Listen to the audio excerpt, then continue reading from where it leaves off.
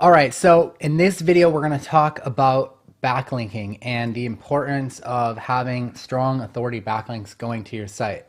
If you implemented the citation module, you've kind of already got a jump start on this because some of the citations you go after, like some of the high authority ones like Better Business Bureau, like I said, some of the other different associations like NARI, Angie's List, DEX is another example, Chamber of Commerce. Those are going to be high quality backlinks already. You may not even need to do this video if you implement those tactics. But when things aren't budging and you're hitting a wall and there's some competition, then you need to start looking at ways to build links. And that's what this video is going to be all about.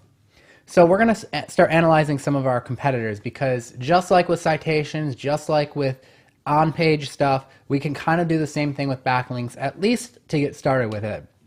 So we're going to be using the free tool Open Link Profiler, which we talked about in the video where we talked about analyzing the competition. It's the same tool.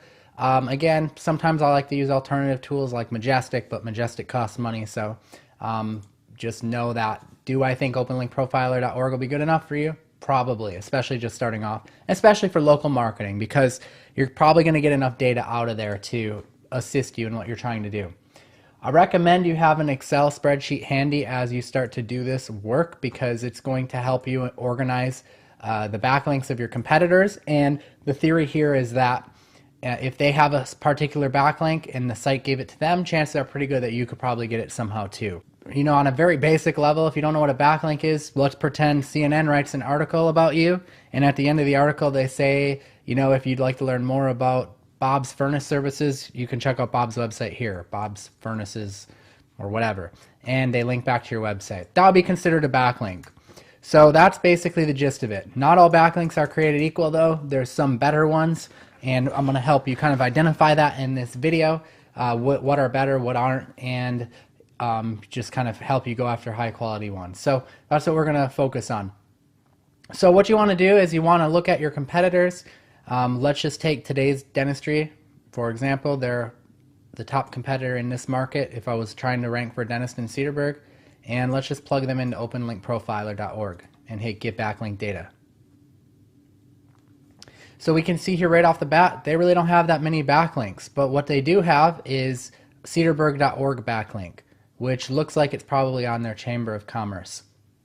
There it is. So just like I was saying, I mean, it would be pretty easy to dominate this market right here if we could just get our client to sign up on Chamber of Commerce. And it looks like they have another one. I don't know what this one is. Let's check it out. Okay, this backlink isn't even active anymore. Doesn't even work. So you can see here, guys, this is pretty much a science. You're not going to have to really guess at what's going on here, but it's pretty much a guarantee that we're going to need a Chamber of Commerce backlink. I mean, not a guarantee, but it's pretty much a guarantee that if we get it, we'll probably rank well, but we want to get at least one more good backlink too.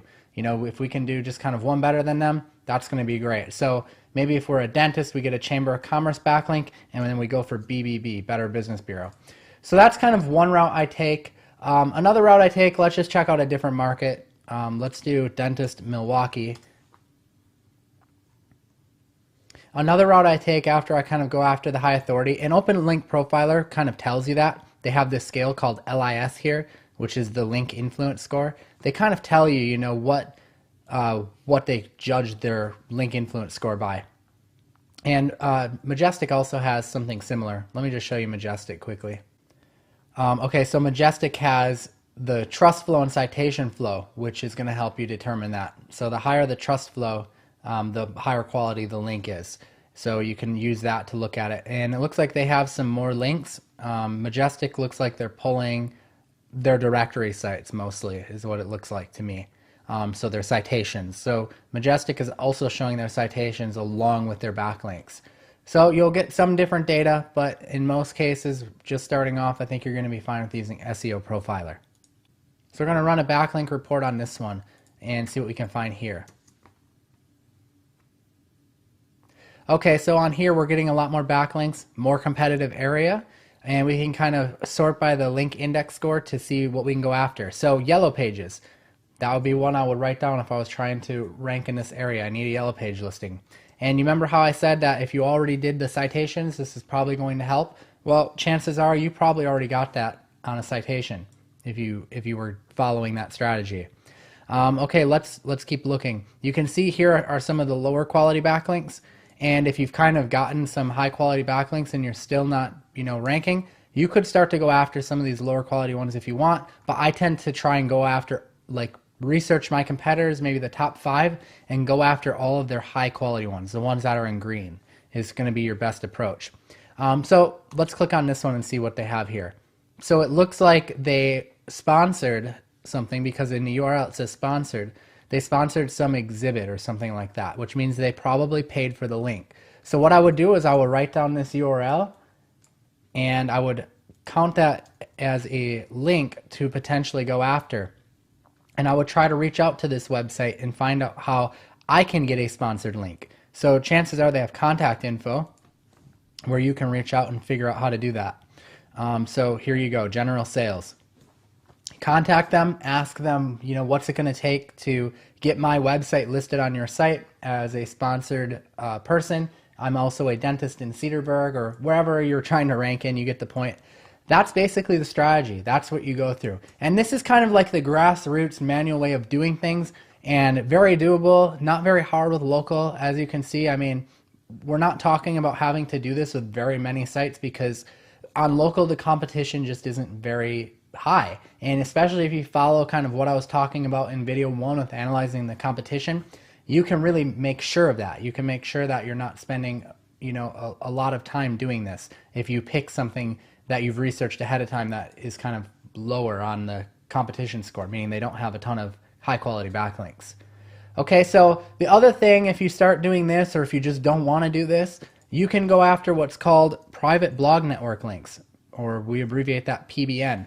And a private blog network link is basically a site that exists that already has high, I guess if you look at Open Link Profiler, it would have a high link influence score automatically, because someone bought the domain and rebuilt the site basically for the sole purpose of creating backlinks on.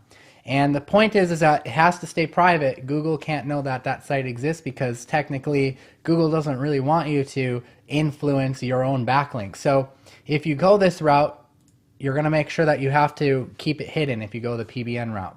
Otherwise, your best bet is to go the other route that I talked about. So going the PBN route, you have a few options, and a lot of people tend to do this. I have a lot of students who solely just do PBNs because it's just so much easier.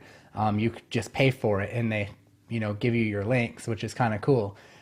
So it's just kind of a much easier route.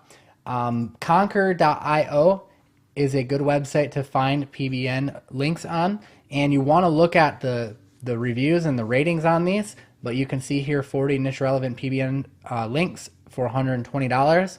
Not too bad. And these are going to be, okay quality. They're not going to be like the real good quality. If you want really good PBNs, you're going to be looking at paying them a monthly fee. So you could probably get like a couple links, 2 or 3 links for like $20 a month on a higher quality private blog network. But if it's a one-time payment, probably not going to be super high quality, but it'll probably be enough to rank you in local. So that's why I'm suggesting it.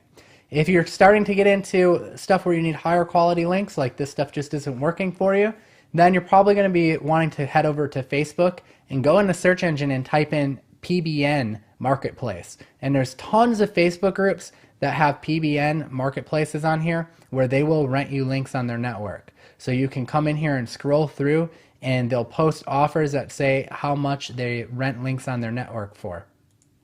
So go through there and check them out, and make sure you look at the comments or any testimonials that they might have. So that about wraps up this video, guys. I hope that makes sense and that you can take action on this now and go and start getting your backlinks in order.